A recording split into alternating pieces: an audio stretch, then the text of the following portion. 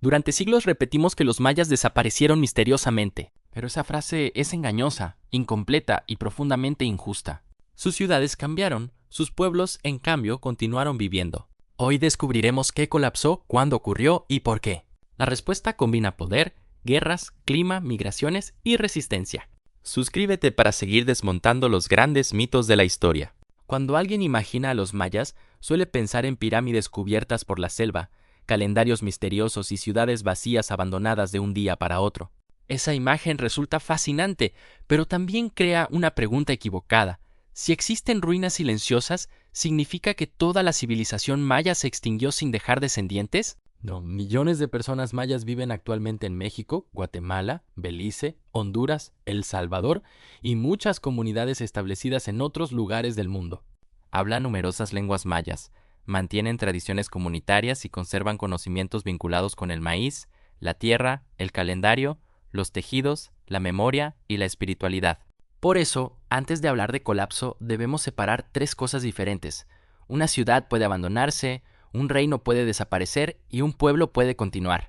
El llamado colapso maya afectó principalmente a determinados reinos de las tierras bajas durante los siglos VIII, IX y X, pero no ocurrió igual en todas partes. Algunas ciudades perdieron población rápidamente, otras se transformaron lentamente, otras crecieron cuando sus antiguas rivales se debilitaban, y muchas comunidades rurales nunca dejaron completamente la región. Para entenderlo, debemos viajar mucho antes del colapso, hacia una extensa área cultural que abarcaba el sur de México, Guatemala, Belice y partes de Honduras y El Salvador.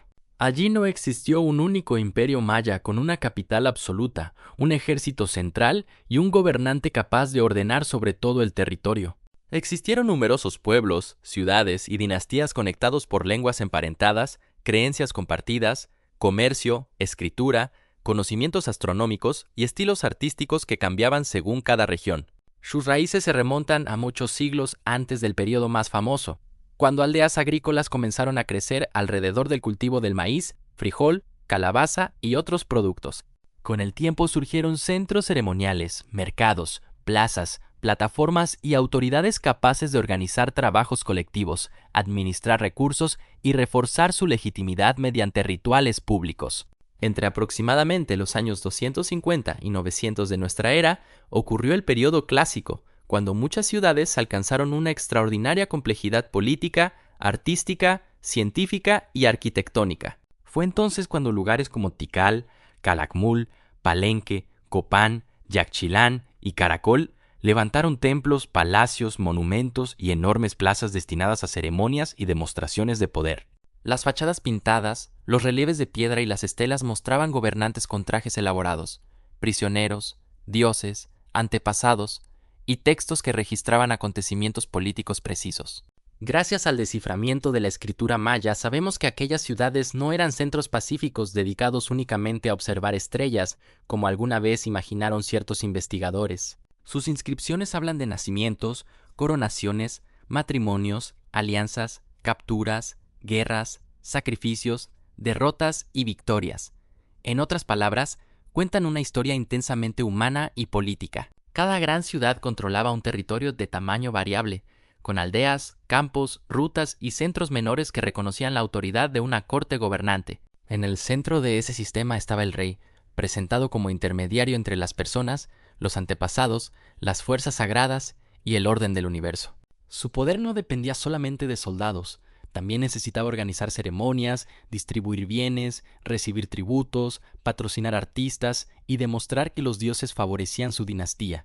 Los gobernantes construían monumentos para fijar su memoria en piedra, celebrar aniversarios del calendario y recordar públicamente que su familia tenía derecho a gobernar. Sin embargo, ningún reino vivía aislado. Las élites intercambiaban jade, obsidiana, plumas, cacao, cerámica, sal, conchas y otros productos transportados a través de amplias redes. También intercambiaban ideas, estilos y personas. Los matrimonios entre dinastías podían sellar alianzas, mientras los nobles enviados a otras cortes reforzaban relaciones políticas y comerciales. Pero las alianzas eran frágiles. Un reino que hoy entregaba regalos podía mañana apoyar a un enemigo, rebelarse contra su superior o intentar controlar una ruta valiosa.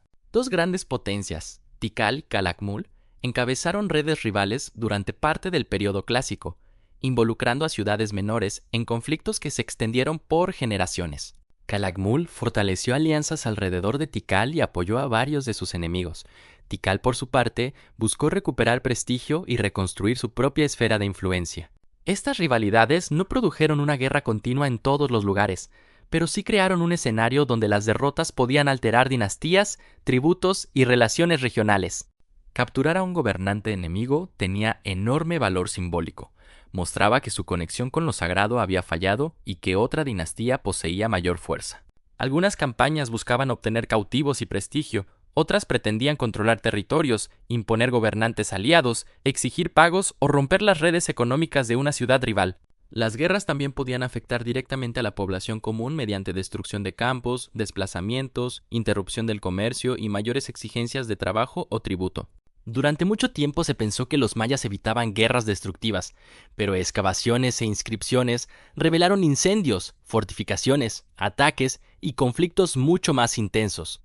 Un ejemplo impactante aparece en Huitzná, donde evidencias arqueológicas y registros jeroglíficos indican un ataque devastador y un incendio ocurrido en el siglo VII. Esto demuestra que la violencia extrema existía antes del famoso colapso. Sin embargo, guerra por sí sola tampoco explica por qué tantas ciudades se debilitaron después. Para comprender la crisis, debemos mirar la base material de estas sociedades: el agua, los suelos, los bosques, los cultivos y el trabajo necesario para sostener poblaciones numerosas. El maíz era fundamental para la alimentación, la identidad y la vida ritual, acompañado por frijoles, calabazas, chiles y una gran variedad de plantas y animales. Los agricultores adaptaron sus técnicas a ambientes diferentes. Usaron terrazas, campos elevados, canales, huertos, manejo forestal y rotación para aprovechar paisajes tropicales complejos. Las ciudades de las tierras bajas no siempre tenían ríos permanentes cercanos. En varios lugares, almacenar lluvia en depósitos y reservorios resultaba esencial para sobrevivir la estación seca. Tikal, por ejemplo, dependía de una compleja infraestructura de captación y almacenamiento. Mantenerla limpia y funcional requería organización, conocimiento y trabajo colectivo constante. Cuando las lluvias eran suficientes y la administración funcionaba, estos sistemas podían sostener ciudades muy pobladas, ceremonias monumentales y cortes con numerosos especialistas. Pero el crecimiento también aumentaba la presión sobre tierras, bosques y agua. Construir edificios cubiertos de estuco exigía quemar combustible para producir grandes cantidades de cal. La expansión agrícola podía reducir la cobertura forestal, erosionar suelos y volver ciertas comunidades más vulnerables frente a años secos o cosechas deficientes. Eso no significa que los mayas destruyeran inevitablemente su ambiente. Muchas comunidades manejaron los recursos con enorme habilidad durante siglos y desarrollaron soluciones sostenibles. El problema aparece cuando varios factores se acumulan: población elevada, desigualdad, rivalidad política, demanda de tributos, degradación local y una secuencia de lluvias insuficientes. Los registros obtenidos en lagos, cuevas y sedimentos muestran periodos de sequía severa durante partes de los siglos IX y X en distintas zonas mayas. No fue una sola sequía idéntica para todos. La intensidad, duración y momento variaron según la región, y sus consecuencias dependieron de la capacidad local de adaptación. Una ciudad con depósitos amplios, acceso comercial y liderazgo flexible podía resistir mejor. Otra, dependiente de lluvias regulares y gobernantes enfrentados, podía entrar rápidamente en crisis. Las cosechas reducidas significaban menos alimento, pero también menos tributo para mantener palacios, artesanos, guerreros, ceremonias y proyectos que legitimaban a los reyes. Si el rey afirmaba garantizar el equilibrio del mundo mediante rituales, una cadena de sequías y derrotas podía debilitar la confianza en su autoridad. Las élites quizá respondieron aumentando ceremonias, construcciones o demandas sobre la población, precisamente cuando las familias tenían menos recursos disponibles para entregar. Esa tensión podía provocar migraciones, rebeliones, luchas internas o abandono de obligaciones. Sin trabajadores y tributarios, la corte perdía la base que sostenía su poder. Al mismo tiempo, las guerras hacían más difícil cooperar entre ciudades. Los reinos competían por rutas, agua, tierras fértiles y aliados en un momento de creciente escasez. En algunas regiones se levantaron murallas y posiciones defensivas. En otras, aumentaron las representaciones de cautivos, señales de que la violencia ocupaba un lugar central. Cuando una capital sufría una derrota, sus centros subordinados podían independizarse, cambiar de alianza o dejar de enviar tributo, fragmentando aún más el mapa político. Este proceso no ocurrió como una explosión repentina, fue una cadena de crisis locales conectadas con ritmos diferentes y resultados distintos según cada ciudad. Copán dejó de erigir monumentos fechados después de comienzos del siglo IX, mientras su dinastía perdió autoridad y la población regional disminuyó durante las generaciones siguientes. En Palenque, la actividad monumental también se redujo. En Tikal, las últimas inscripciones fechadas pertenecen al final del siglo IX, tras siglos de enorme influencia. Muchas plazas dejaron de recibir mantenimiento, los palacios se deterioraron y ciertos barrios se vaciaron. La selva cubrió lentamente estructuras que alguna vez estuvieron pintadas. Sin embargo, abandonar una capital no equivalía a desaparecer. Sus habitantes podían trasladarse a aldeas cercanas, regiones costeras, tierras altas u otras ciudades con mejores oportunidades. Las familias llevaban consigo idiomas, técnicas agrícolas, relatos, dioses, objetos y recuerdos. La continuidad cultural no dependía de vivir eternamente junto al mismo palacio. Además, mientras varias ciudades del sur y centro se debilitaban, otras zonas del norte de Yucatán continuaban activas y desarrollaban nuevas formas políticas y comerciales. Chichén Itzá alcanzó gran importancia durante el periodo terminal clásico y posclásico temprano, conectada con rutas que iban mucho más allá de su región inmediata. Más tarde, Mayapán se convirtió en otro centro poderoso del norte. Su historia confirma que el mundo maya siguió cambiando siglos después del abandono de Tikal. Por eso, la palabra colapso puede ser útil únicamente si aclaramos qué colapsó: determinadas dinastías, capitales, redes de tributo y sistemas políticos del periodo clásico. No colapsaron simultáneamente todas las comunidades, ni desaparecieron las lenguas, la agricultura, la religión, el comercio o la identidad de los pueblos mayas. De hecho, cuando los españoles llegaron en el siglo XVI, encontraron numerosos señoríos mayas independientes, con ciudades, gobernantes, ejércitos y rivalidades propias. En Yucatán existían diferentes provincias y linajes enfrentados. En las tierras altas de Guatemala, pueblos como los quiché, cachiqueles y tzutujiles poseían organizaciones políticas complejas. Estas divisiones facilitaron algunas alianzas temporales con los invasores, pero también hicieron que la conquista fuera prolongada, irregular y mucho más difícil de lo que suele contarse. Los españoles no conquistaron un territorio vacío lleno de ruinas. Se enfrentaron a sociedades vivas que negociaron, resistieron, combatieron y buscaron proteger sus intereses. Ahora podemos reconstruir el proceso con mayor precisión. Entre los siglos VIII y X, varias capitales de las tierras bajas perdieron población, dejaron de levantar monumentos y vieron desaparecer sus dinastías. No fue el final de todos los mayas, sino una profunda reorganización demográfica y política en una parte concreta de su territorio. Las causas tampoco pueden reducirse a una sola explicación. Las sequías afectaron la producción de alimentos y el suministro de agua, pero actuaron sobre sociedades ya atravesadas por guerras, competencia entre élites, desigualdad, presión ambiental y redes políticas frágiles. Cada factor podía amplificar a los demás hasta volver imposible sostener una corte. Imaginemos una ciudad después de varios años con lluvias insuficientes. Los reservorios bajan, la cosecha disminuye y los precios aumentan. El gobernante exige tributo para financiar defensas y ceremonias, mientras las familias intentan guardar alimento. Entonces llega una derrota militar, se corta una ruta comercial y algunos aliados abandonan la dinastía. En ese escenario, la crisis no necesita destruir a toda la población para derrumbar el reino. Basta con que la gente deje de obedecer, pagar, trabajar en edificios públicos o permanecer cerca de la capital. El palacio puede vaciarse mientras comunidades menores sobreviven, se trasladan o aceptan la autoridad de otros centros. Los arqueólogos detectan esa transformación mediante viviendas abandonadas, cambios en la cerámica, reducción de construcciones, monumentos sin nuevas fechas, restos de incendios y variaciones en la alimentación.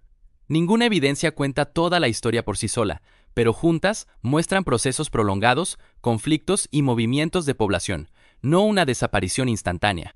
También debemos evitar imaginar ciudades completamente separadas de su entorno rural. Las capitales dependían de miles de agricultores, artesanos, transportistas y comunidades subordinadas. Cuando esa red dejó de sostener a la corte, los templos perdieron funciones políticas, aunque muchas personas continuaran cultivando, comerciando y manteniendo tradiciones en otras escalas, cada día. El abandono pudo ser una estrategia racional. Permanecer junto a una élite debilitada, con agua escasa y riesgo de ataques, quizá ofrecía menos seguridad que mudarse hacia zonas con mejores suelos, rutas costeras o parientes. Migrar no significaba renunciar a ser maya, significaba buscar condiciones para seguir viviendo en otro lugar. De hecho, los movimientos humanos ayudaron a crear nuevos centros y nuevas combinaciones culturales. En el norte de Yucatán, ciudades como Chichén Itzá participaron en redes marítimas y terrestres extensas. Sus edificios y objetos reflejan contactos con otras regiones mesoamericanas, demostrando que el mundo maya continuó conectado y dinámico durante siglos. Más tarde, Mayapán reunió a diversas familias dirigentes dentro de una estructura política distinta. También sufrió conflictos y fue abandonada antes de la llegada española, pero las poblaciones cercanas permanecieron. Este patrón vuelve a repetirse. Cae un centro de poder, cambian las alianzas y la vida social continúa fuera de sus murallas. No hubo una fecha única que marcara el final del mundo clásico maya. En unas ciudades, la autoridad se desintegró durante décadas. En otras, ciertas familias conservaron influencia. La arqueología muestra pausas, recuperaciones parciales y nuevos asentamientos, recordándonos que la historia real rara vez avanza con fronteras perfectamente definidas siempre. Cuando los europeos desembarcaron, no encontraron supervivientes aislados de una civilización muerta. Encontraron agricultores, comerciantes, sacerdotes, nobles, guerreros y gobernantes que hablaban lenguas mayas y poseían memoria histórica. Algunos conocían antiguas ciudades, pero su mundo político ya llevaba siglos transformándose por decisiones y acontecimientos propios, mucho antes de la invasión europea. La conquista española fue una serie de campañas, pactos, traiciones y resistencias, no un único momento. Diferentes grupos indígenas tomaron decisiones según rivalidades locales, amenazas inmediatas y posibilidades de supervivencia. Colaborar temporalmente con los españoles no significaba comprender ni aceptar el sistema colonial que después sería impuesto sobre todos de inmediato. En las tierras altas guatemaltecas, Pedro de Alvarado y sus aliados combatieron contra poderosos reinos durante la década de 1520. Después, antiguos aliados también enfrentaron abusos y rebeliones.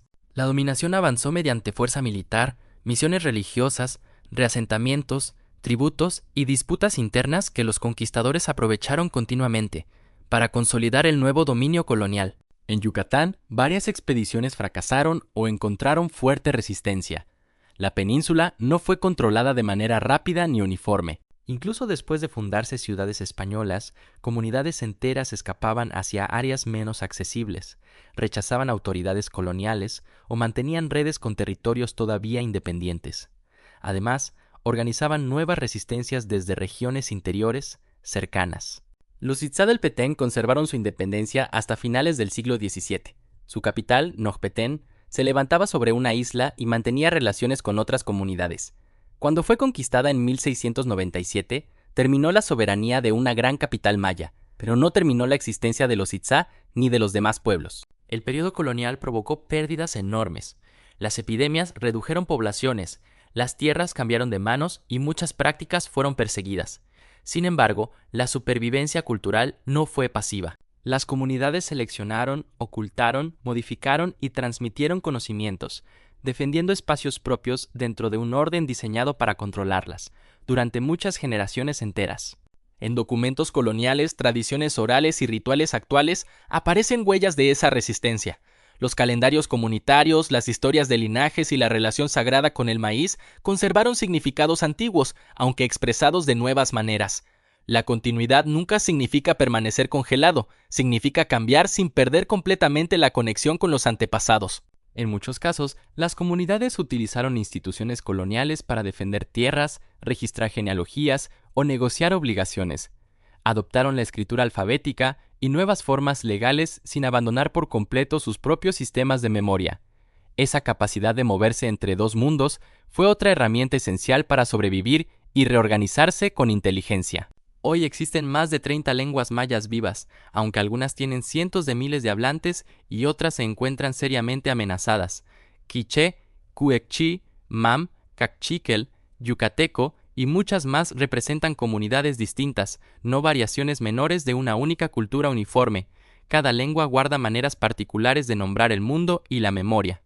Millones de personas mayas viven principalmente en Guatemala, México y Belice, además de Honduras, El Salvador y comunidades migrantes. Son agricultores, docentes, artistas, comerciantes, investigadores, políticos, trabajadores urbanos y defensores del territorio. Hablar de ellos únicamente como descendientes del pasado vuelve a invisibilizar su presente, en sociedades plenamente contemporáneas y diversas. Muchas comunidades mantienen tejidos, ceremonias, sistemas de cargos, medicina tradicional y conocimientos agrícolas, pero estas prácticas no son piezas de museo. Se adaptan a escuelas, ciudades, redes sociales, migraciones y economías modernas, mientras las nuevas generaciones deciden qué conservar, transformar o recuperar, sin dejar de dialogar con sus raíces históricas. También enfrentan problemas graves: discriminación, pobreza, pérdida de tierras, racismo, violencia y presión sobre sus lenguas.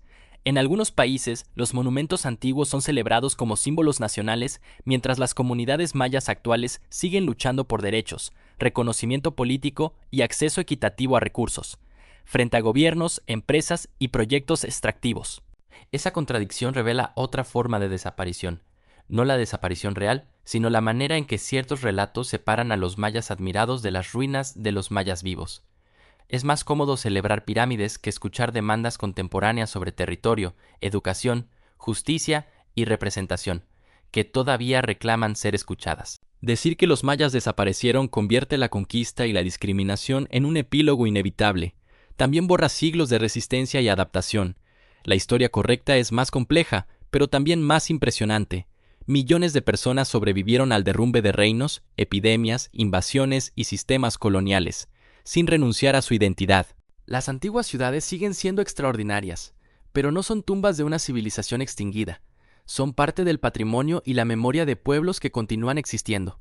Cerca de muchos sitios arqueológicos viven comunidades que hablan lenguas emparentadas con las registradas en inscripciones de hace más de 1000 años, todavía hoy. Por supuesto, no debemos imaginar una continuidad perfecta. Las identidades cambiaron, algunas lenguas desaparecieron, muchos conocimientos se perdieron, y las comunidades actuales no son copias exactas de los habitantes de Tikal o Palenque.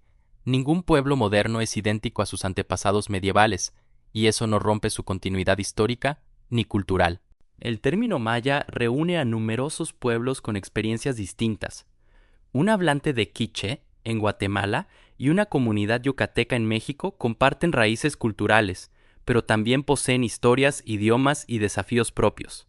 Reconocer esa diversidad evita reemplazar el mito de la desaparición por otro mito simplificador y respeta sus propias voces. Entonces, ¿qué ocurrió realmente?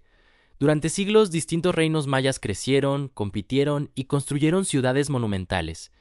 Desde finales del periodo clásico, sequías, guerras, tensiones sociales y cambios económicos debilitaron varias capitales. Sus sistemas políticos se fragmentaron y la población se redistribuyó hacia otros lugares, durante varias generaciones y en distintas regiones. Después surgieron nuevos centros, alianzas y formas de gobierno. Cuando llegaron los españoles, los pueblos mayas seguían controlando amplias regiones y resistieron durante generaciones. La conquista destruyó muchas instituciones, pero tampoco logró eliminar sus lenguas, comunidades, memorias ni capacidad de reorganización, frente a siglos de presión, violencia y asimilación forzada. Este caso nos enseña que una civilización no es solamente sus palacios, también es la gente que cultiva, habla, recuerda, enseña y adapta sus costumbres.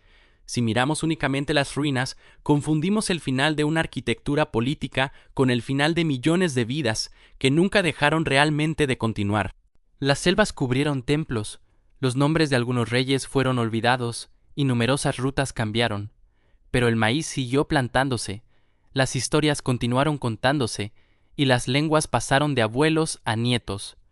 Esa continuidad cotidiana resulta menos espectacular que una pirámide, aunque históricamente sea mucho más poderosa, para comprender el pasado. Por eso, la próxima vez que escuches que los mayas desaparecieron, recuerda la diferencia entre colapso y extinción. Colapsaron ciertos reinos y ciudades, se transformaron las redes de poder, migraron poblaciones. Los pueblos mayas, en cambio, sobrevivieron, cambiaron y siguen participando activamente en el presente, con millones de voces diferentes. Corregir este mito no es solamente ajustar una fecha o una palabra. Significa devolver protagonismo a quienes fueron tratados como figuras del pasado. También nos obliga a observar cómo los relatos históricos pueden ocultar pueblos vivos detrás de monumentos convertidos en atracciones turísticas, sin escuchar a sus herederos y protagonistas actuales. El misterio entonces no consiste en descubrir a dónde fueron todos. La verdadera pregunta es cómo sociedades tan diversas respondieron a crisis ambientales, luchas políticas, desplazamientos y conquistas. Sus respuestas incluyeron abandonar capitales, formar nuevas comunidades, preservar memorias y reconstruir identidades durante más de 1000 años, hasta llegar directamente al presente. Esta historia también evita una lección demasiado simple sobre el clima. Las sequías fueron importantes, pero no actuaron solas ni produjeron resultados idénticos. Las decisiones políticas, la desigualdad, la guerra, el comercio y la capacidad de cooperación determinaron quién resistía, quién migraba y qué instituciones desaparecían en cada región concreta. Algunas ciudades demostraron gran resiliencia durante generaciones y otras se recuperaron después de crisis anteriores. El desenlace dependió de circunstancias locales. Por eso los investigadores comparan inscripciones, restos humanos, polen, sedimentos, arquitectura y patrones de asentamiento antes de proponer explicaciones generales sobre un territorio tan amplio, antiguo y culturalmente diverso. Cada nuevo descubrimiento modifica detalles de la historia. La tecnología LIDAR, por ejemplo, ha revelado caminos, terrazas, canales y asentamientos ocultos bajo la vegetación, mostrando poblaciones y paisajes construidos mucho más extensos de lo imaginado. Pero ninguna tecnología reemplaza el conocimiento ni la participación de las comunidades mayas actuales en la investigación. Escuchar esas voces cambia la forma de contar el pasado. La historia deja de presentar a los mayas como un enigma arqueológico y comienza a reconocerlos como pueblos con memoria, diversidad y futuro. Las ruinas siguen hablando, pero no son las únicas que pueden explicar lo ocurrido y cómo debemos recordarlo. Contar esta historia con precisión también exige reconocer quién produce el conocimiento. Durante mucho tiempo, investigadores extranjeros interpretaron las ruinas sin incorporar suficientemente las voces indígenas. Hoy, arqueólogos, lingüistas, guías y líderes mayas participan en la investigación, protegen sitios y cuestionan relatos que los presentan únicamente como objetos del pasado. Los mayas no desaparecieron. Desaparecieron algunas cortes, se abandonaron determinadas ciudades y terminaron sistemas políticos concretos. Después llegaron nuevas crisis, conquistas y transformaciones. A pesar de todo, millones de descendientes conservaron y reinventaron su identidad, demostrando que sobrevivir también puede ser una de las mayores hazañas históricas, frente a enormes adversidades. Si esta historia cambió tu manera de ver el pasado, suscríbete al canal y acompáñanos en los próximos videos. Seguiremos desmontando mitos, explorando civilizaciones y descubriendo qué ocurrió realmente detrás de las versiones simplificadas que aprendimos. La historia se vuelve más fascinante cuando dejamos hablar a quienes todavía están aquí.